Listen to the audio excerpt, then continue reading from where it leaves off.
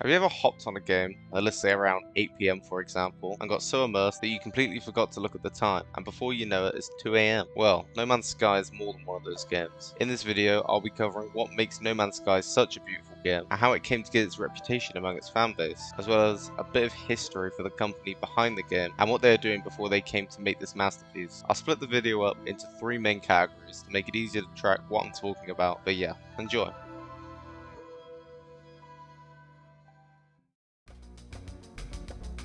Before looking into why No Man's Sky is such a perfectly complete experience for a game, I feel it's important to understand how it came to be where it is today. Before I continue, I did mention some of this in a previous video about Light No Fire, but I'll go into a bit more detail here as a recap and just to be more thorough. So, to start, I'm going to take you all the way back to 2008, 5 years before No Man's Sky was even in the public eye. This was the year Hello Games, a British company, was started, specifically on August the 4th, 2008, when it became incorporated. The company was co-founded by Sean Murray, Grant Duncan, Brian Doyle, and David Ream, where they begin their road to become a big-time, money-scrounging, two-faced line development company.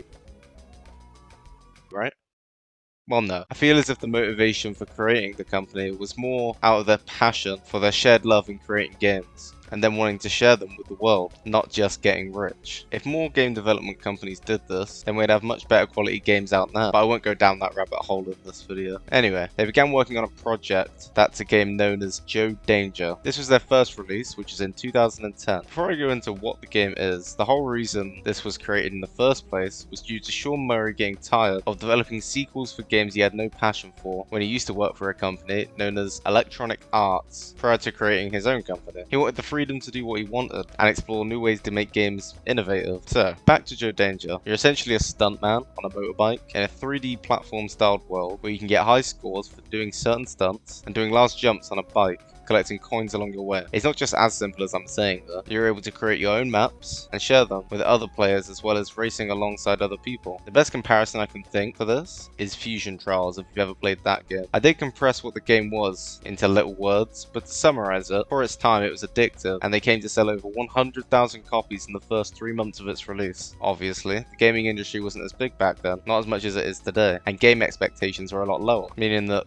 the game did relatively well, considering it is the first release for the company. The success of this game gave the devs freedom to start working on a much larger project, which is No Man's Sky. They began working on it in silence, up to some point in 2013, where the company showcased footage of the game for the first time, and people loved it. There was no other game like it, nothing to its scale at least, and it was just so unique for its time. Many would say it still is. I can't think of a game that compares in the exploration aspect, or even in the sheer size of the game. This trailer that they released began to make noise, and for a company that's as small as they are, I can imagine they were feeling the pressure to impress the masses. I read somewhere online that they had around 6 people working on the game, which eventually expanded to 15 by the time of its release, which isn't a lot. Although there was so much light shed on the game, not much was released about it in the coming years, waiting for the launch. Not until 2015, where the game featured on a talk show known as The New Yorker in a segment about tech. This was now 1 year before its release, and the anticipation was high. People had high expectations for the game, as it was releasing around the same time as other big games, such as Call of Duty Black Ops 3, Rocket League, Bloodborne, and Fallout 4, meaning that the competition was high. However, the game didn't end up releasing in 2015. Instead, it was on August the 9th of 2016, and the release was what no one was expecting, which leads me into the second part of the video.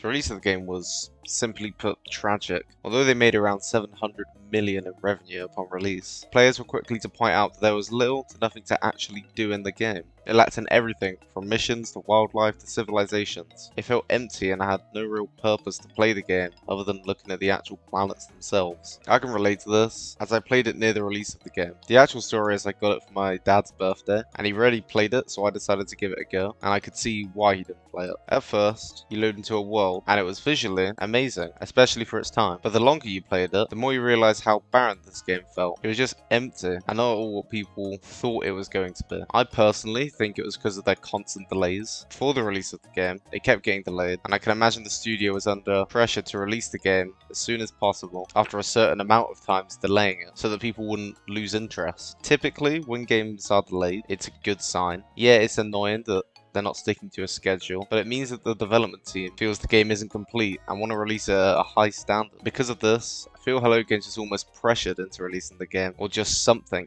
anything to show players that it was real, in a way, and that they had created something breathtaking. But this was clouded by the lack of content at launch, and therefore players looked right past this and were quickly to flood the game with bad reviews, and forever damaging the reputation of the company. So how did Hello Games manage this frenzy of angry players that were constantly criticizing the game, and for good reason? Well, most game developers will up and disappear for a while, or even forever, after releasing a bad game that was thought to be good or highly regarded. In more recent times, the best comparison I can think of is a game known as The Day Before. It was a survival game based in New York City that was shown to be in a lot of detail and look visually amazing in the trailers. However, when the game launched, the devs, FN-tastic or Fantastic, I don't know how you say it, which is a Russian company, were quick to abandon the game when it released with many bugs that would ruin the immersion. And not only that, but the game was genuinely sloppy, not even having a jump mechanic, making some terrain hard to traverse. So, did Hello Games go a similar route? No.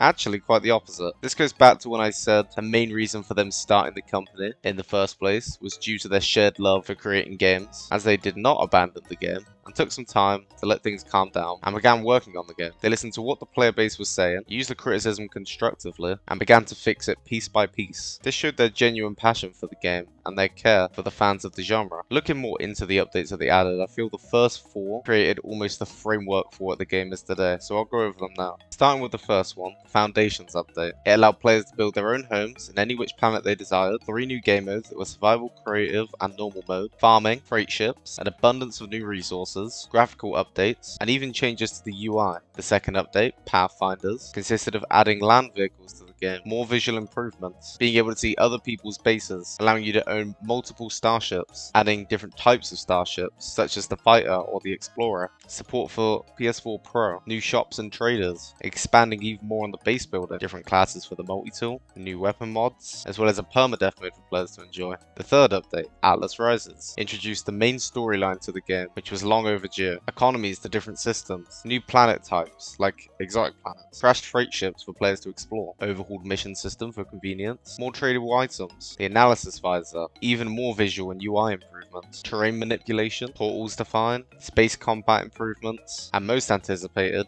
atmosphere flight, where you can fly like inside of the planet, not just in space. The fourth and final update that I'll mention was No Man's Sky Next update, which included proper multiplayer functionality, more community engagement, which included events, and much more. The Galactic Atlas website, which highlights certain planets of interest that players uncovered, more base expansion, third-person mode, gestures, character customization, freight ships being updated, crafting and resource overhaul, which included things like new refinery recipes, procedurally generated tech, making stats random, analysis visor improvements, and a lot more.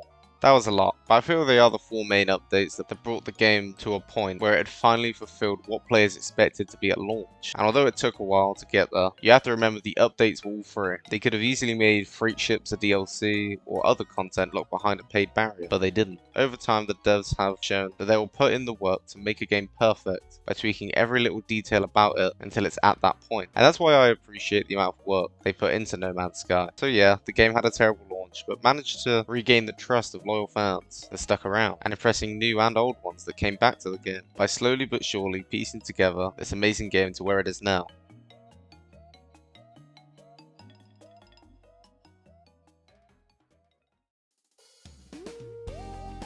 Before I get into it, I just want to point out that this segment of the video is quite short, but I feel like it's just interesting in general to understand how big the game is, not just in, you know, the size, but I'll go into it, but yeah, fair warning.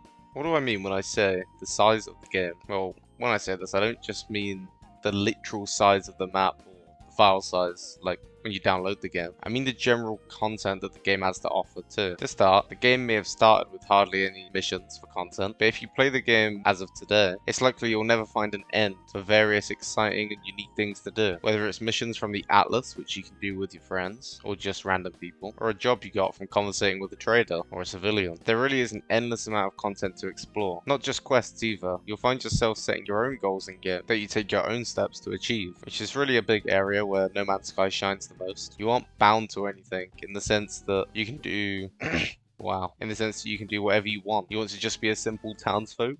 Sure thing. Just help out a settlement on a planet and start growing your village by handling disputes that civilians have. Let's say you want to become evil and be a pirate. Sure thing. Spend most of your time at space stations that have been overtaken by other pirates of the world and gain wealth and reputation among them at your own pace. Or if you like, you can do both simultaneously. It's really up to you. Moving more away from quests now and more onto the size of the actual game. Have you ever played Minecraft? I know it's a curveball, but even if you haven't, you've definitely heard about it and how it's seemingly endless. Well, in case you didn't know, sorry to be the bearer of bad news, but it's not. However, it's that big, you'd never actually know that it's never ending, unless you were trying to do it on purpose. Well, why am I talking about Minecraft? Well, did you know that the world size for that game is around 4,096,000,000 kilometers squared? Seems massive, right? And that's because it is. What if I told you that the size of No Man's Sky's world blows that out of the equation completely? It's not even close in comparison with the map being around this big. I'll put it on screen because I can't even say that number.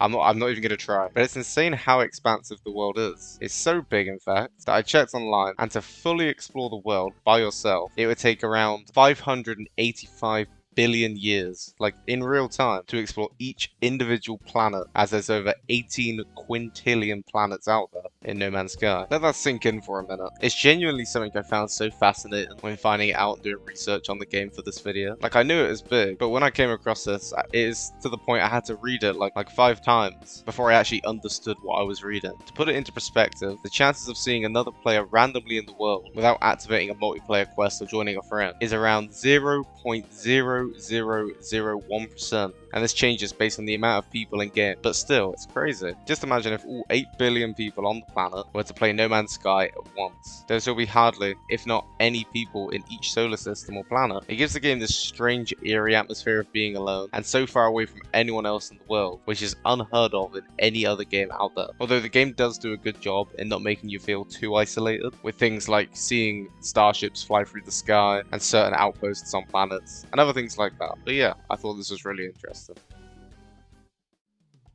And that will about do it. I was going to do a deep dive on the lore of the game and how it explains certain things, such as why there aren't cities in the game. But I feel if I summarize it, then I'm not doing it any justice. And if I do a deep dive into it, then the video will be just too long. So maybe in the future I'll do a separate video on it, not 100% sure yet, but yeah. Just quickly, I want to point out, I took some notes from the comments of the last video, and I'm trying to make everything a much better final product in the videos.